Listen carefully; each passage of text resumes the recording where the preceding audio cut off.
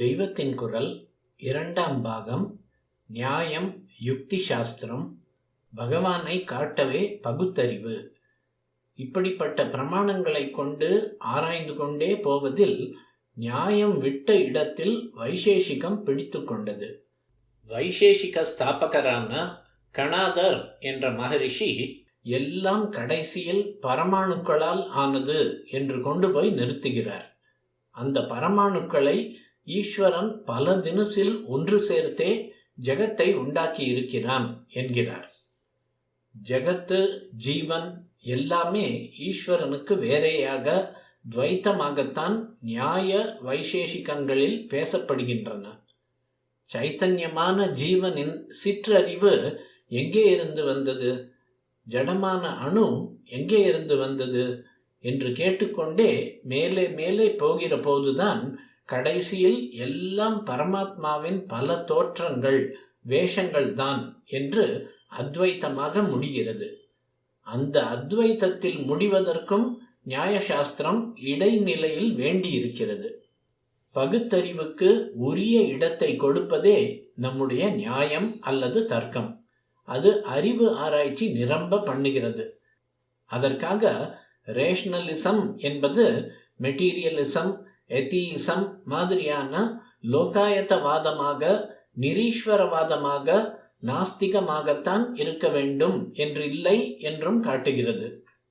அறிவு ஆராய்ச்சியின் மூலமே இத்தனை கிரமத்தோடு ஒரு லோகம் ஏற்பட்டு அதில் இத்தனை ஜீவ ஜந்துக்களின் வாழ்க்கை ஒன்றுக்கொன்று இசைந்து உண்டாகி இருக்கிறதென்றால் இதையெல்லாம் செய்கிற ஒரு ஈஸ்வரன் இருக்கத்தான் வேண்டும் என்கிறது.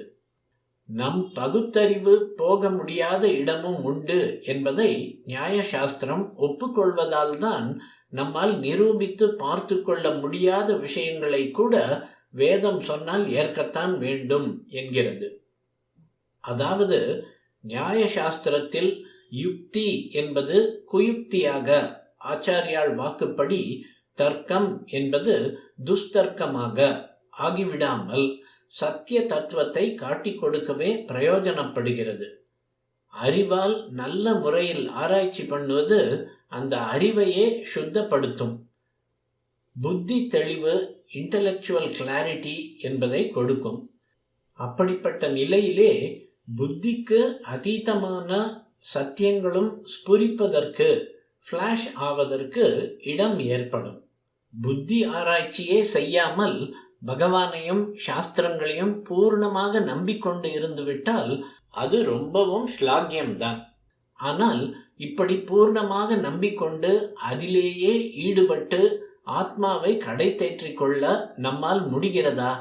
அப்படி முடியாத நிலையில் தெய்வ பரமான சிந்தனையோ ஆத்மாவை பற்றிய நினைப்போ இல்லாமல், அதே சமயத்தில் எந்தவிதமான அறிவு விசாரணையும் செய்யாமல் வெறுமே தின்று கொண்டும் தூங்கிக் கொண்டும் சோம்பேறியாக இருப்பதை விட புத்தியை கொண்டு ஆராய்ந்து ஈஸ்வரன் இல்லை, நாஸ்திகம்தான் சரியானது என்ற முடிவுக்கு வந்தால் கூட தேவலை என்பேன்.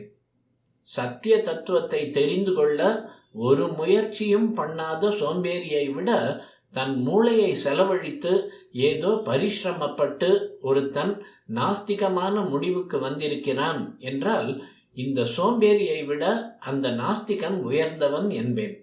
அந்த நாஸ்திகன் இன்னும் ஆராய்ந்து கொண்டே போய் புத்தி தெளிவு, கிளாரிட்டி பெற்றானால் அப்புறம் நாஸ்திகத்தை விட்டுவிடவும் வழி பிறக்கும். ஆனால் இந்த சோம்பேறிக்குத்தான் ஒரு வழியும் இல்லை. இதனால் தான் சார்வாகம் என்கிற நாஸ்திக சித்தாந்தத்தையும் ஒரு மதமாக ஆதியில் வைத்தார்கள். சாரு பிளஸ் வாக்கம் என்பதே சார்வாக்கம். அதாவது கேட்பதற்கு நன்றாக இருக்கிற வாக்கு என்று அர்த்தம். சாமி, பூதம் என்றெல்லாம் அலட்டிக்கொண்டு விரதம், தபஸ், இந்திரிய நிகிரகம், மனோ நிகிரகம் என்று அவஸ்தைப்பட வேண்டாம். மனம் போனபடி இந்திரியம் போகிற வழியில் ஆனந்தமாய் இருப்போம் என்று கேட்பதற்கு ரம்யமாக சொல்வதால் சார்வாகம் என்று அதற்கு பேர். ஆனால் அப்படி நடக்கும்போது ஆனந்தத்தோடு துக்கமும் தானே வருகிறது. அதுதானே அதிகம் வருகிறது. இந்த துக்க நிவர்த்திக்குத்தான் மெட்டீரியலிசமாக இல்லாத மற்ற மதங்கள் வழி சொல்கின்றன.